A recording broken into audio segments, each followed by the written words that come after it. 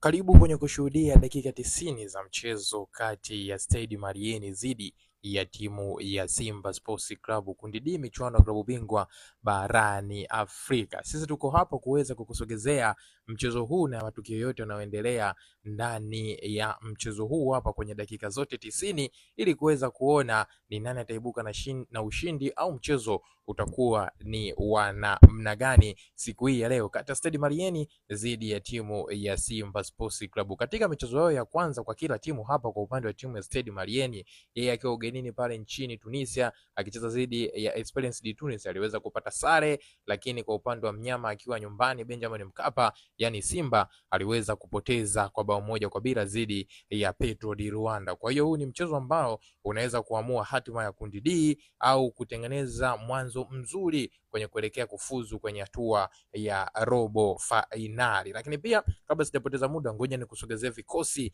vya timu zote mbili ambavyo vinakwenda kuanza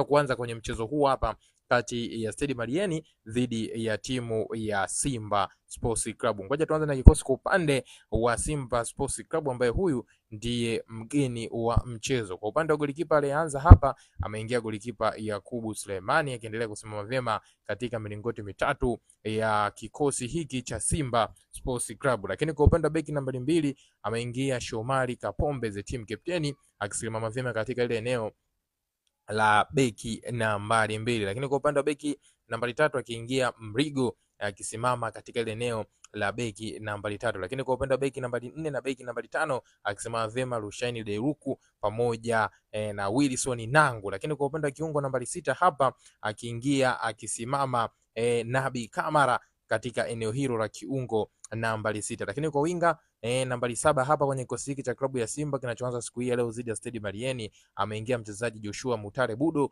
akiendelea kuaminika na kocha ama meneja Pantevo. Lakini kwa upande wa kiungo nambari 8 hapa ameingia mchezaji Nyiu Maema akisimama katika ile eneo la kiungo nambari 8. Lakini mshambuliaji kinara ama mchezaji nambari 9 kwenye kikosi hiki cha leo ameingia mchezaji Suleiman Mwalimu akisimama vyema katika ile eneo la mshambuliaji wa mwisho. Lakini kwa mshambuliaji kwa upande wa kiungo mshambuliaji ama mchezaji nambari 10 ameingia mchezaji Jean Charles Ahoua, na kwa kumalizia kwa nafasi ya 11 ama mchezaji wa mwisho ameingia mchezaji Elie Mpanzu Kibisawara. Hiko ndio kikosi cha klabu ya Simba kinachokwenda kuanza dhidi ya timu ya Stade Malien kwenye mchezo wa pili michuano ya klabu bingwa barani Afrika katika kundi hili D. Ni yapi maoni yako? Njoo tuambie kupitia hapa Bongo Vibe TV, lakini pia nikusiendelee kusalia nasi ili uweze kupata update zote kuhusiana na dakika 90 za mchezo kati ya Stade Malien dhidi ya timu ya Simba Sports Club.